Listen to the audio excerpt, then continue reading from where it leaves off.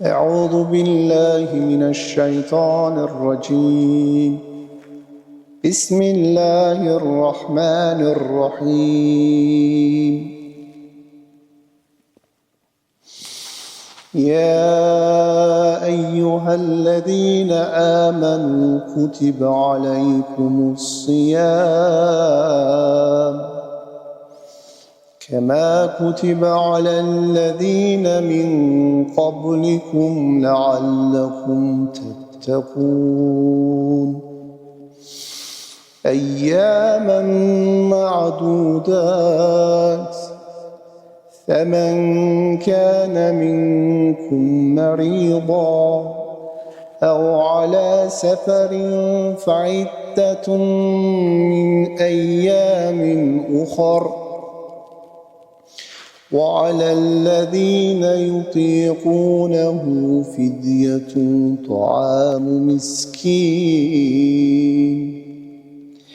فمن تطوع خيرا فهو خير له وأن تصوموا خير لكم إن كنتم تعلمون. Bağışlayan ve mehriban Allah'ın adıyla hoş gördük değerli tamaşaçılarımız yenidən Gürcüstanda Ramazan adlı verilişimizdə. Əlbəttə, cismin paşlandığı və ruhun qidalandığı Ramazan ayının 5-ci gününü yaşayırıq. Bugün də yenə verilişimizdə dəyərli qonağımız var. Güzel söhbətlərimiz olacaq, eyni zamanda reportajlarımız olacaq. Sona qədər bizi izləməyi unutmayın deyirik və istəyirəm sizə studiyamızın qonağını təqdim edəm. Qonağımız dəyərli ruhani, dəyərli alim və eyni zamanda Marniyuli İmam cümələrindən Mir İsmail Əsədov. Xoş gəlibsiniz, hacı. Xoş gördük. Mən də həm sizi, həm də dəyərli tamaşaçılarımızı salamlayıram. Təşəkkür edirik, hacı. Əvvəlcədən də vaxt ayırıb gəldiyiniz üçün sizə minnətdarlığımızı bildiririk. Hacı, Ramazan ayının artıq belə deyək, bir neçə gününü arxada qoymuşuq və istəyərdim təəssüratlarınızı eşidən və bölgəmizdə Ramazan ayının abu-havasından bir tamaşaçılarımıza çatdırardıq. Ümumiyyətcə, bildiyimiz kimi Ramazan ayı insanların doğru istiqamətə yönəlməsi üçün, yaşayışda doğru, düzgün məcra seçmək üçün və dürüst yolu tapmaq üçün, hidayət olmaq üçün Allah tərəfindən insanlara böyük bir hədiyyə olaraq bəxş edilib. Yəni, bu ayın fəlsəfəsi dini qaynaqlarımızda da, ana kitabımız Quran-ı Kərimdə də məhz elə insanların hidayət olması və doğru istiqamət seçməsi kimi göstərilib. Yəni, Ramazanın fəlsəfəsi bundan ibarətdir. Bəqərə surəsinin 185-ci ayəsində Allah təbarək və təala buyurur ki, Şəhru Ramadan əl-ləzi unzilə fihil Qur'an hudən linnās. Bu Ramazan ayı ki, Quran-ı Kərimi də bu ayda nazil elədim, göndərdim. Bunun fəlsəfəsi insanların hidayətindən ibarətdir. Bəli. Yəni, insanları hidayət etmək üçün mən onların həyatında 12 ayın içində bir ayı məhz Ramazan ayı kimi seçdim. Və fürsət verdim. Fürsətdən istifadə eləsinlər. Bəli. Ona görə də bu ay gələndə biz görürük ki, doğrudan da cəmiyyətdə, ab-havada, insanların əhval-ruhiyyəsində, insanların bir-birinə qarşı rəftarında, davranış tərzində nəzərə çarpan miqdarda biz fərqliliklər və dəyişikliklər müşahidə edirik və görürük ki, bir çox insanlar bu ayda nə qədər bizim hətta zənn eləmədiyimiz, güman eləmədiyimiz, ağlımıza gəlməyən bir çox insanlar məhz bu ayda oruç tuturlar və məscidə gələn, gəlməyən insanlar, üzdə namaz qılan şəxs kimi tanınmayan insanlar, amma Allahınla öz arasında bu ayın orucunu tutar, ac qalar, susuz qalar və bu bizim cəmiyyətə yeni bir ab-hava bəxş eləyər. Bunu da demək olar ki, cəmiyyətin böyük əksəriyyəti, kütlənin əksəriyyəti müşahidə edir bu fərqli yaranmış fərqli ab-havanı. Bəli, şükürlər olsun bu gün də bölgəmizdə həqiqətən gözəl ab-hava müşahidə olunur. Yəni insanlar məscidə üz tuturlar, iftar məclisləri təşkil olunur. Yəni Ramazan ayının belə deyək, o dəyərlərini cəmiyyətimiz yaşayır. İstəyərdim Ramazan ayının İslamda mənəvi və ictimai əhəmiyyətindən də bir nəzər salaq, bir tamaşaçılarımızın diqqətinə çatdıraq. Çünki həm mənəvi, həm də ictimai məsələlər bizim üçün çox mühümdür, cəmiyyətimiz üçün çox mühümdür. Buna bir diqqət çəkərdik. Mübarək Ramazan ayının mənəvi və ictimai baxımdan əhəmiyyəti xüsusi olaraq bizim dini qaynaqlarda vurğulanıb. Quran-ı Kərim bunu Əuzu billahi minəşşeytanirracim. Kutiba aleykumus-siyam. Sonra gəlir deyir ləalləkum təttəqun. Nəyə görə oruç tutmaq mübarək ayda sizə vacib edildi? Ona görə ki, təqva kəsb edə biləsiniz. Təqva qazana biləsiniz. Təqva nədir? Təqva, yəni özünü İslah eləmək. Daimi şəkildə kontrol eləməyi bacarmaq, islah eləmək. Bir sözlə Allah xofu. Və bu Allah xofu gəldikdə də özü ilə mənəviyyət gətirər insana. İnsanda yoxdursa var eləyər, varsa yaşadar. Üzr istəyirəm, burada biz əzana yer verməliyik. Elə bil ki, yenidən verilişimizi davam etdirəcəyik. Hal-hazırda əzan vaxtıdır və əzanı dinləyək. Daha sonra inşallah buradan yenə söhbətimizi davam etdirərik. Əziz tamaşaçılarımız, Allah bütün tutulan oruçları qəbul eləsin. İndi isə əzanı dinləyək, daha sonra yenidən studiyamıza qayıdacaq. Allahu Ekber, Allahu Ekber. Allahu Ekber, Allahu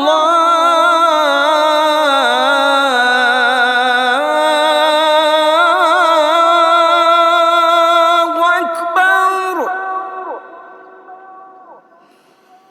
Eşhedü en la ilahe illallah.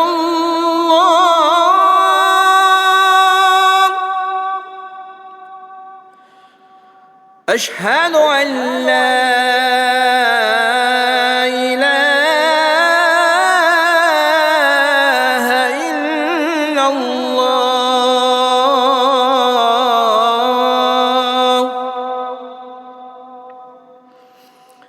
Eşhedü enne Muhammeden Resulullah.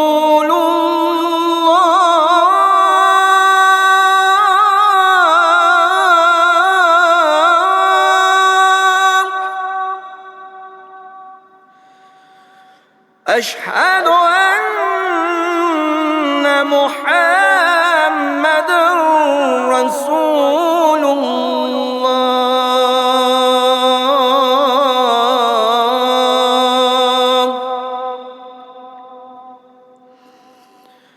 Eşhedü enne Aliyen Veliyullah.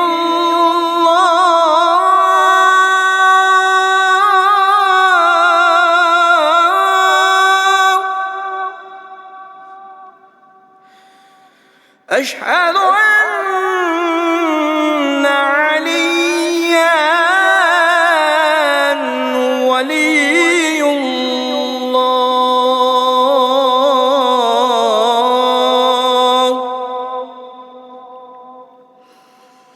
حي على الصلاة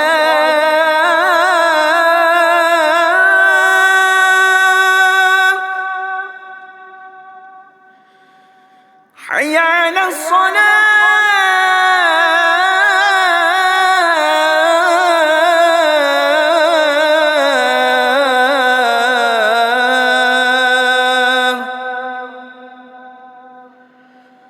حي على الفلاح حي على الفلاح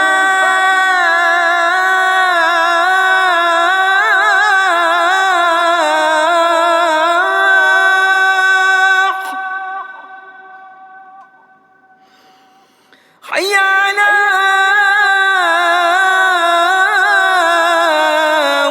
خير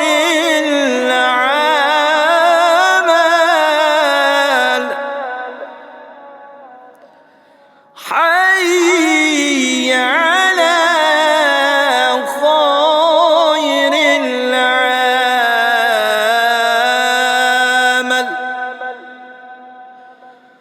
الله أكبر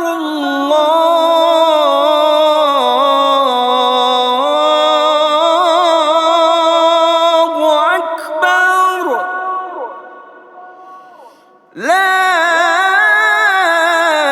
إله إلا الله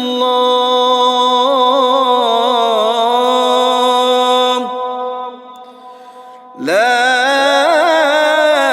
إله إلا الله.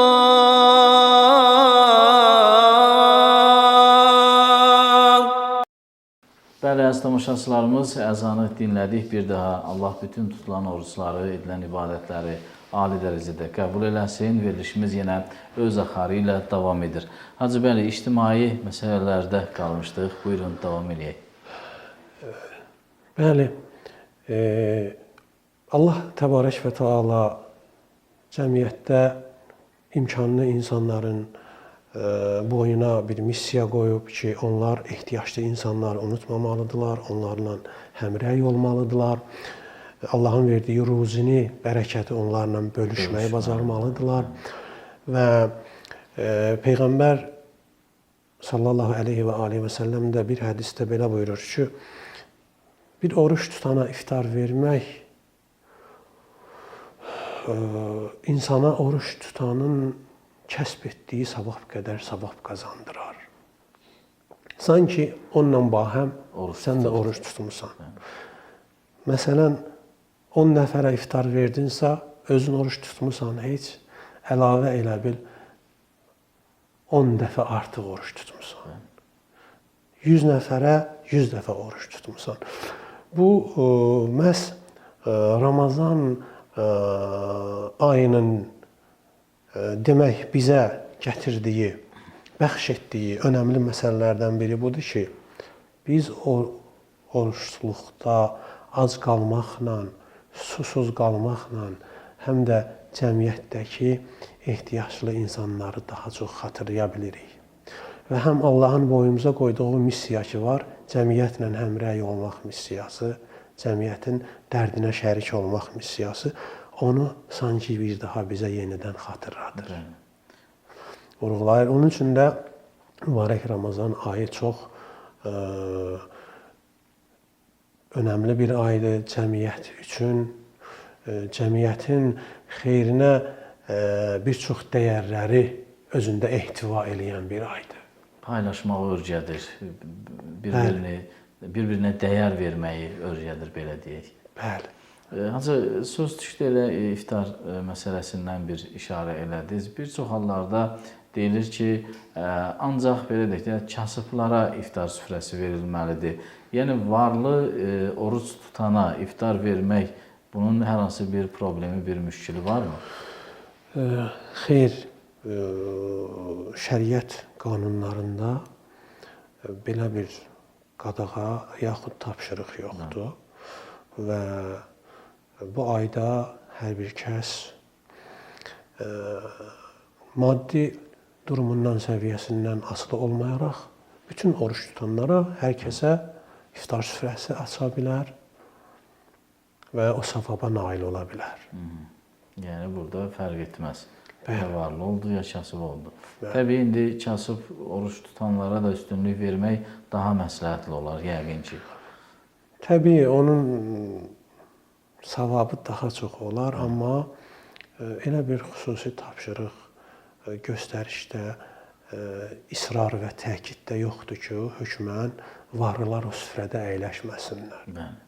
Aydın Hacı, geniş məlumat üçün, şərhiniz üçün təşəkkür edirik. Ümumiyyətlə, oruc ibadəti insanın nəfsinə və əxlaqına necə təsir göstərir və ya göstərməlidir? Yəni, tək acılıqdan ibarət olmamalıdır. Biz bunu bilirik ki, bizə təkid olunur. Orucun, belə deyək, mənəvi tərəflərinə diqqət yetirilməlidir. Necə düşünürsünüz? Necə davranmalıyıq ki, həm nəfsimizə, həm də əxlaqımıza gözəl təsir bağışlasın? Ümumiyyətcə, həm Peyğəmbərimizin dilindən, həm imamlarımızın tövsiyələrində xüsusi vurğulanıb, tövsiyə olunub ki, bu ayda insan rəftarına, davranışına, danışığına xüsusi diqqət yetirməlidir. Məsələn, Peyğəmbər buyurur ki, "Əs-savmu cünnətun." Oruc bir qalxandır. Qalxanın missiyası nədir? İnsanı qorumaq. İnsanı qorumaq. Təhlükələrdən, düşmən tərəfdən gələn hücumlardan insanı hifz eləmək, qoruyub saxlamaq. Məhz Peyğəmbər sallallahu əleyhi və aleyhi və səlləmin burada da qalxan kəlməsi, sözü işlətməsindən elə məqsəd də budur ki, oruç da insanı qoruyar. Nədən? Günahdan, üsyandan, tüğyan eləməkdən insanı qoruyub saxlayar. Ona görə də Peyğəmbərimiz burada qalxan kəlməsi işlədib. Yəni,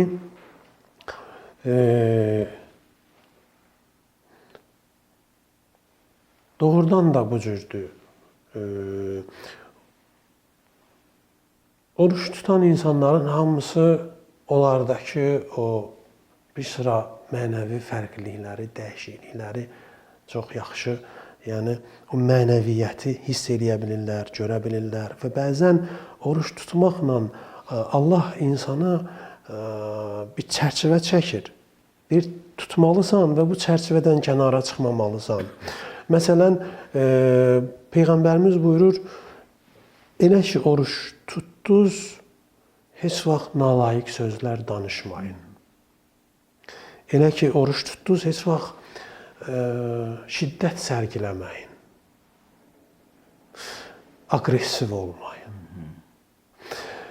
İstər rəftarınızda, istər fiziki davranışınızda, istərsə də şifahi olaraq söz həddində heç vaxt kəskin, aqressiv olmayın, şiddət sərgiləməyin. Bunların hamısı bir mənanı daşıyır. Bu o deməkdir ki, oruç tutmaq insanın daxili istəklərini kontrol etmək üçün bir məşqdir. İnsanın ürəyi çox şey istəyər. Təbii. Amma bu istəkləri kontrol etməkdən ötürü sanki Allah bizə məşq etmək şəraiti yaradır. orucu vacib etməklə ki, insan məsələn ürək istəyir səhərdən axşama ac qalmasın, susuz qalmasın. Yemək yesin, bacarsa həm də ləzzətli yeməklər yesin. Amma gəlib bu tapşırığı verməklə istəyir desin ki, xeyr, sən həmişə könlünün istəklərinin hər birinə qulaq assan, bunun sonu sən bilməsən də mən bilirəm ki, ay mənim bəndəm, sonu peşmançılıq olacaq. İnsan oğlu könlünün istəklərinin hamısına qulaq asmamalıdır. Və sən buna müvəffəq olmaq üçün də mən sənə şərait yaradıram. Və bəzən mən səni məcbur edirəm, bir sıra əməlləri vacib edirəm ki, sən onları yerinə yetirməklə özündə iradəni gücləndirəsən. Və sənə verdiyim o qüdrəti də hiss eləyəsən ki, mən sənə nələr vermişəm. Sən bir çox şeyə yox deyə bilərsən əslində. Əhsən, əhsən. Yəni, Allahın bu tapşırığına itaat eləməklə, oruç tut tapşırığına, sən həm də səndə yatmış gizli qüvvələri, gücləri, qabiliyyətləri, bacarıqları kəşf edib tanıya biləsən ki, səndə bunlar var və səndə böyük iradə var, sadəcə sən onu zəiflətmirsən, gücləndir və yaxud səndə böyük dözüm və səbir var. Necə ki, səhərdən axşama az qalmağı dözürsən. Elə də ilin digər 11 ayında sən bir çox istəklərə yox deməklə dözə bilərsən, səbr edə bilərsən. Bu da sənin həyatında əminliklə sənin xeyrinə tamam olacaq. Bu səbr etmələr, bu dözmələr, bu qəlbin, ürəyin istəyinə bəzən yox deməyi bacarmaqlar sənin həyatında sənin üçün bir çox uğurlara, başarılara imza atdıracaq. Mübarək Ramazan ayının həm də insan üçün özünü kontrol etmək üçün, davranışını, xoş əxlaqını tənzimləmək, düzəltmək üçün böyük təkandır, böyük köməyi var və yetər ki, insanlar istəsin və bunu dəyərləndirə bilsin bu ayı. Növbəti sualımız əslində danışdığımız söhbətə uyğun bir məsələdir. Ümumiyyətlə, insanın Ramazan ayında və ya oruçlu halında qəzəbli olması, bayaq dediniz, kəskin fikirlərdə olması və ya qarşısındakı insanlara sərt reaksiya verməsi, onun ibadətinə, onun belə deyək, tutduğu orucun savabına mənfi və ya müsbət təsir edə bilərmi?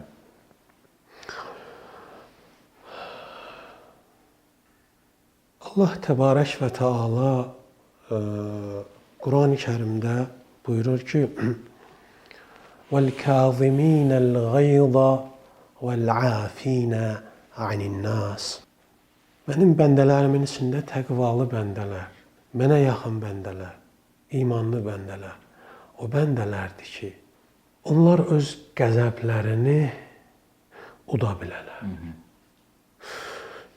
yatızdıra bilərlər. وَالْعَافِينَ عَنِ النَّاسِ Və insanları da əff etməyi, insanlara mərhəmət etməyi, insanları bağışlamağı da bacarırlar.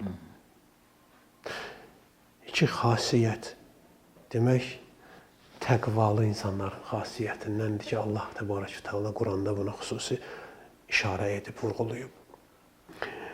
Belə deyək, şəriət qanunu əsasında oruç tutan şəxsin qəzəblənməyi orucunu batil etmir, pozmur. Amma mənəvi baxımdan onun orucunun dəyərindən, savabından azaldır.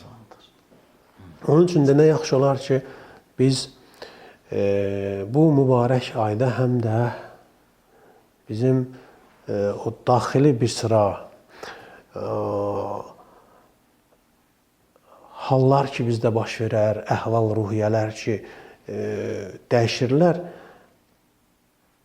hər halimizdə bizi qəzəbləndirən, bizə nasazad edizdirən, bizə xoşa gəlməz nalayiq davranış sərgilədən hallardan özümüzü qoruyaq və o qəzəbimizi yatızdıraq. Necə ki, Peyğəmbər də buyurur ki, oruc səbrin yarısıdır. Yarısı səbirdir, yarısı oruc. Yarısı səbirdir, bəli. Digər yarısı da səbrin özü də ki, bir gözəllikdir. Bütün gözəlliklərin sanki bir təcəllisi kimi. Səbir, İnnallahə məəs-sabirin. Quranda da deyir, mən həmişə Səbr edənləri sevərəm. Səbr edənlərlə olaram və səbr edənləri sevərəm. Demək, səbr nə qədər önəmli məsələdir. Ramazanın yarısı səbirdirsə, digər yarısı da digər gözəlliklərdir. Ona görə də oruç tutan şəxs bu ayda özünü kontrol eləsə, səbirli olsa, təmkinli olsa, bir o qədər də Allaha yaxınlaşmış olacaq, bir o qədər də tutduğu orucun dəyərini, savabını artırmış olacaq. Aydındır, təşəkkür edirəm Hacı. İndi isə bizim əziz tamaşaçılarımız bir reportajımız var. Əməkdaşlarımız bizim Borçalıda tarixi qədim olan bir məsciddən reportaj hazırlayıblar. Gəlin həmin reportajı izləyək, daha sonra yenidən studiyamızda verilişimizi davam etdirək. Qədim Borçalıda bir sıra tarixi və mədəni abidələr mövcuddur. Onlardan biri də Algeti kəndində yerləşən qədim tarixə malik İmam Əli əleyhissalam adına məsciddir. Bu kənd Məscidli Görarxı adı ilə də tanınır. Bu ad burada yerləşən İmam Əli əleyhissalam adına olan qədim məscidlə bağlıdır. Məscid kəndin mərkəzində geniş bir həyətin içində yerləşir. Kvadrat formasında inşa edilmiş məscidin 2 səviyyəli ibadət zalı, qadınlar üçün ayrılmış balkon hissəsi və arxada ucalan təxminən 10 metr hündürlüyündə minarəsi mövcuddur.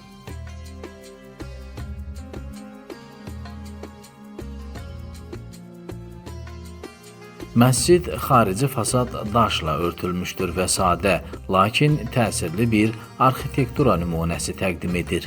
İmam Əli əleyhissalam məscidi tarixi baxımından da əhəmiyyətli bir məkandır. Yerli tarixçilər məscidin Səfəvi hökmdarı Şah Abbasın göstərişi ilə inşa edildiyini qeyd edirlər. Bizim kənd Meçidi Görarxı adlanır. Çünki elə kəndimizdəki məscidin adıyla. Bizim Məscidi Görarxı ona görə yenə deyirəm adlanır, tarixi qədimdir. 1590, 91, 92-ci illərdə 1-ci Şah Abbasın göstərişi ilə, himayəsi ilə bizim məscidin əsası qoyulub və sonralar demək Nadir Şah, demək Ağa Məhəmməd Şah Qacar, neçə şahlar gəlib burada namaz qılıblar. Demək, daha sonralar bizim məscid müntəzəm olaraq təmir olunub və genişləndirilib. Hətta gedib Qızıl Hacılıdan kəndindən demək, daşlar gətiriblər xüsusi məscid üçün və ondan sonra daimi davamlı olaraq məscidimiz genişlənib, təmir olunub. Ən nəhayət, demək, Azərbaycan tərəfdən Heydər Əliyev fondu tərəfindən əsaslı təmir olundu. Əsaslı təmir olundu və ən nəhayət 2008-2009-cu illərdə ən axırıncı dəfə demək, məscidimiz indiki vəziyyətinə düşdü. Eyni zamanda indi də Azərbaycan tərəfdən, Heydər Əliyev fondu tərəfdən, eləcə də cəmaatımızın özünün dəstəyi böyükdür.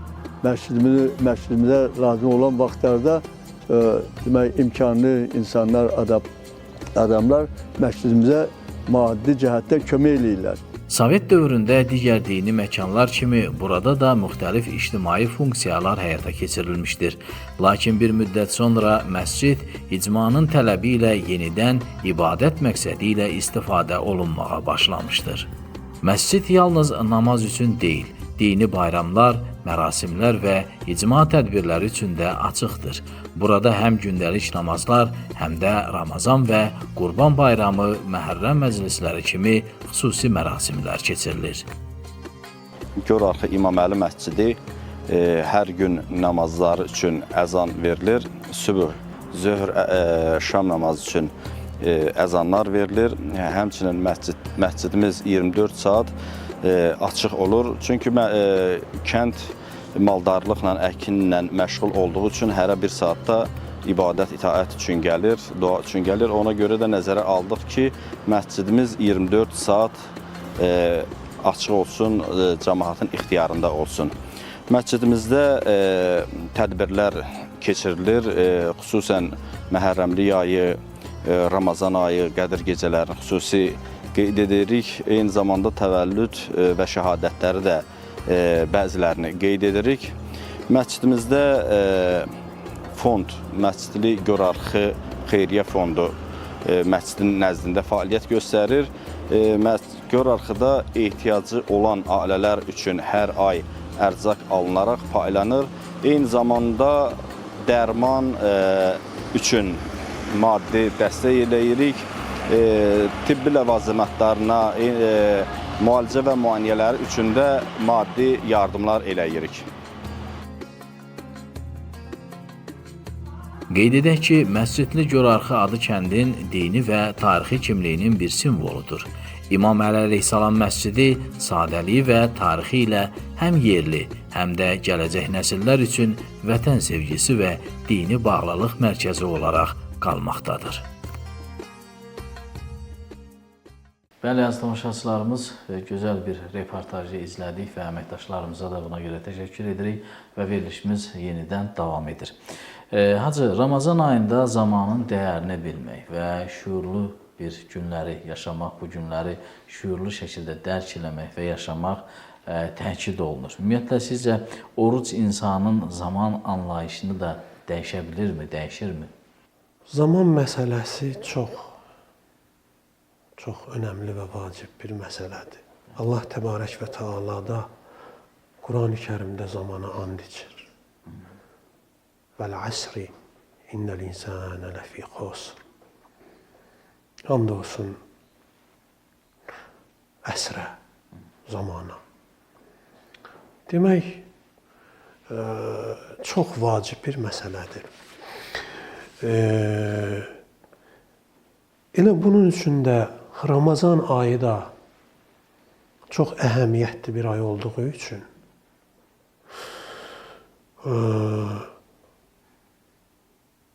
insana həm də anların, saniyələrin, dəqiqələrin qədrini bilməyi sanki aşılayır. Niyə? Çünki ən dəyərli anlar, ən qədirli, qiymətli gecələr və gündüzlər və günlər və saatlar məhz bu ayda qoyuldu deyə Peyğəmbər buyurur ki, "Qad aqbala ileykum şehrullah bil bereketi ve rahmeti vel mağfirə." Saatuhu efdalus saat, eyyamuhu efdalul eyyam, leyalihi efdalul leyali. Sizə bu ay bütün rəhmətlə, bütün bərəkətlə və məğfirətlə, Allahın əffinlə bu ay sizə gəlib ki, sizləri qucaqlasın və özündə mehman eləsin, qonaqlasın. O ay ki, nəfəslər belə təsbih etdi. Əhsən. Yəni bu ayda buyurur, sizin ənfasukum fihi təsbih, nəvmukum fihi ibadə. Yuxuvuz belə ibadətdir. Alıb ötürdüyünüz nəfəs belə ibadətdir. Buyurur, saatları ən dəyərli saatlar. Günləri digər aylarla müqayisədə ən dəyərli günlər, gecələri ən dəyərli gecələrdir. Demək, zaman çox önəmli məsələdir.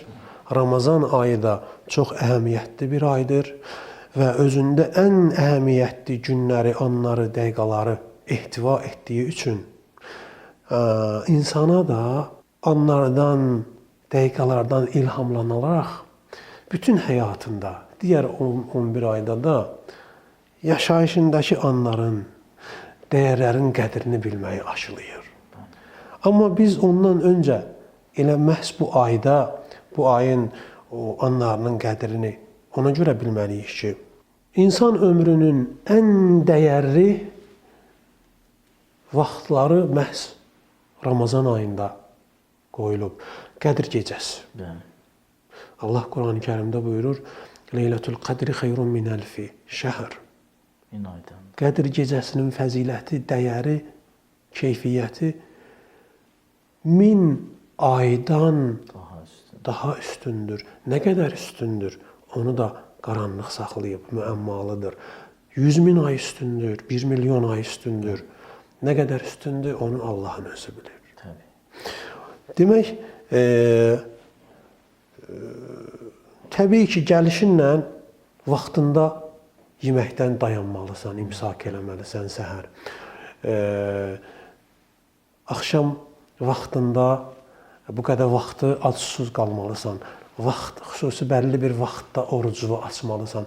Demək, vaxta diqqət yetirməyinlə, həm də öz gəlişi ilə ən bahalı dəqiqələri, anları gətirməyinlə bizlərə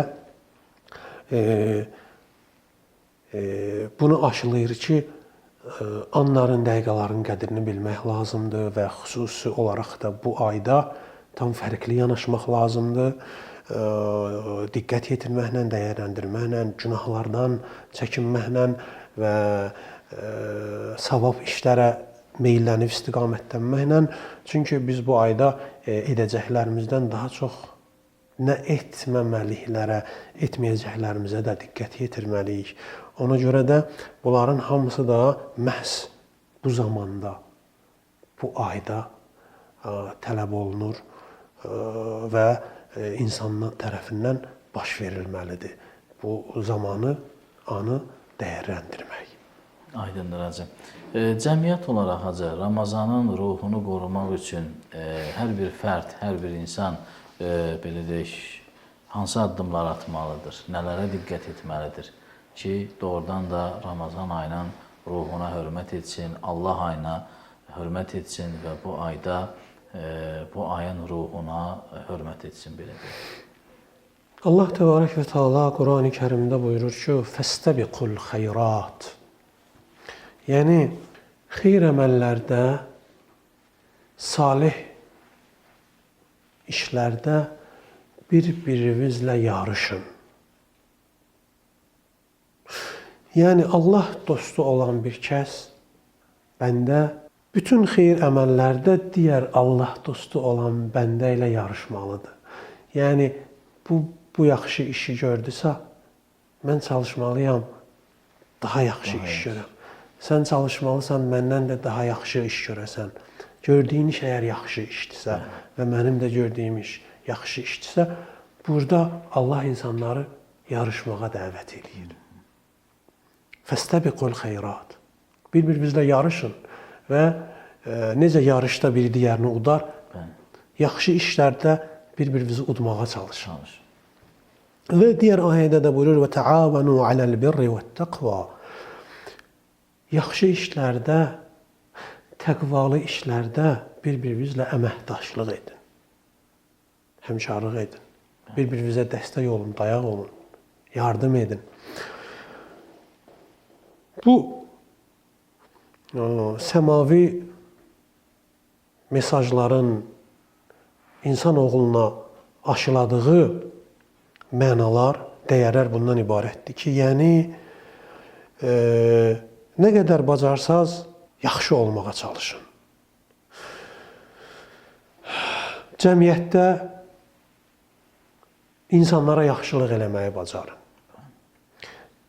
Bu mübarək ayda ac-susuz qalıb, acların, susuzların dərdini yaşamaqla, onlarla həmrəy olmağı daha yaxşı bacarın. Və özünüzü islah eləməklə, çünki cəmiyyətin islahı insanın öz islahından keçər, yolu oradan keçər. Cəmiyyətdə əgər biz islah olunmuş cəmiyyəti, ideal, unikal cəmiyyəti görmək, yaratmaq və yaşatmaq və yaşamaq istəyiriksə, öncə özümüzdən başlamalıyıq. İnsan özünü islah etdisə, hər kəs özünü islah etsə, cəmiyyətimiz islah olar. Və İslah olan cəmiyyətdə də həmişə xeyir əməllərdə bir-birindən insanların əməkdaşlığı olar.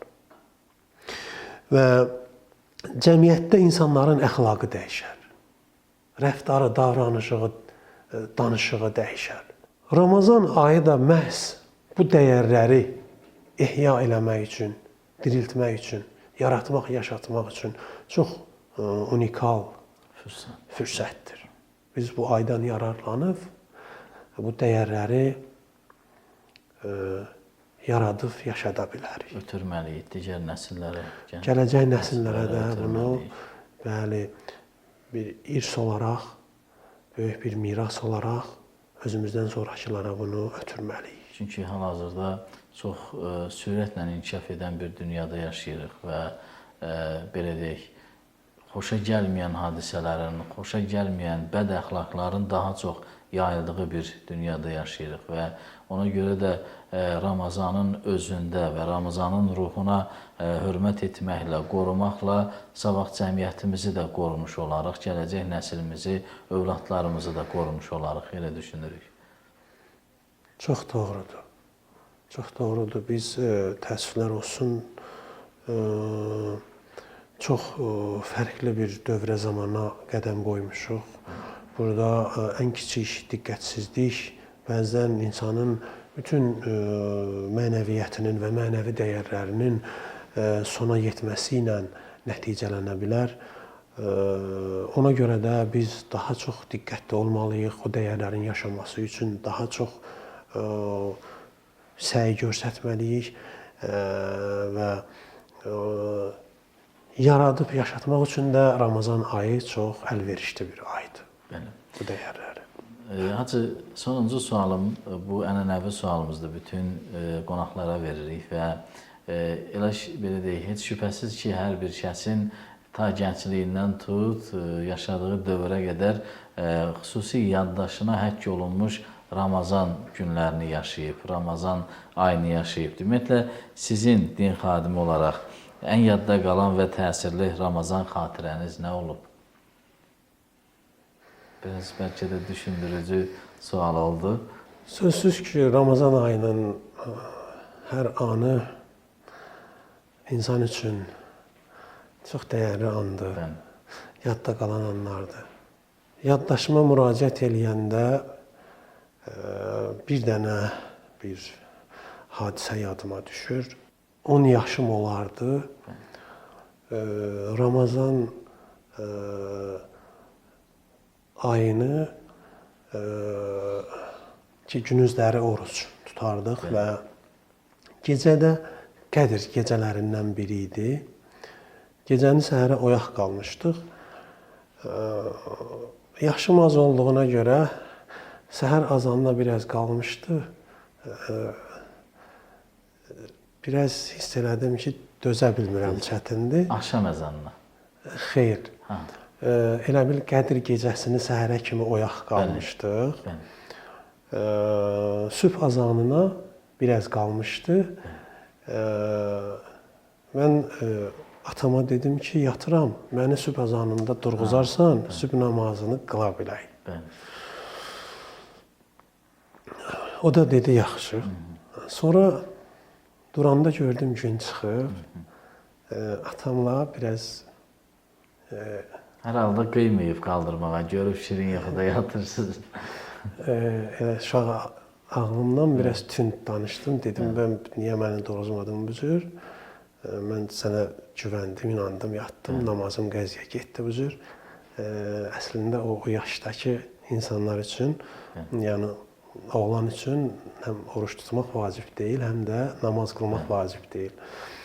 Dedi ki, mən sənə qıymadım, yəni ürəyim gəlmədi durğuzam.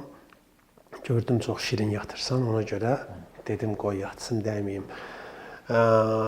Mən bu xatirədən bir məsələni yararlanmaq istəyirəm, istifadə eləmək istəyirəm. Həm də bu atalar və analar ki, evladları az yaşında oruç tutmaq istəyirlər. namaz qılmaq istəyirlər. Birdən müraciət eləyirlər, deyirlər məsələn bunun yaşı azdır, qorxuruq birdən problem yaşayar, birdən tuta bilməz. Nə olar, nə olmaz?